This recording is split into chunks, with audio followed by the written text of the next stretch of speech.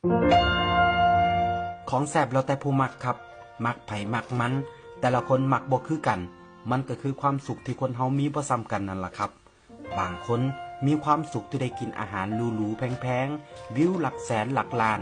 แต่บางคนแค่ได้กินข้าวฝีมืออีพ่ออีแม่ได้กินข้าวน้ำทงน้ำนาแนวกินเก่าๆที่อีพ่ออีแม่พากินมันก็สุขใจแล้วครับต้นทุนวิถีชีวิตที่แตกต่างกันมันก็เฮ็ดให้คนเฮาสุขไผสุขมันว่ากันบ่ได้เฮาถูกเลี้ยงมาจากแนวกินแบบใดเฮาก็มักอันนั้นบ่แปลกหรอกครับบ่แปลกที่แนวกินบ้านเฮาสิซ่อนความทรงจำความผูกพันไว้ในนั้นกินไปคิดฮอดบ้านไปคิดพอสมัยแต่กี้แต่ก่อนคิดฮอดตอนออกไปหา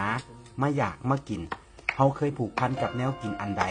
ไปอยู่ไกลบ่ได้กินคือเก่าเฮาก็อยากหวนคืนกลับมากินมันอีก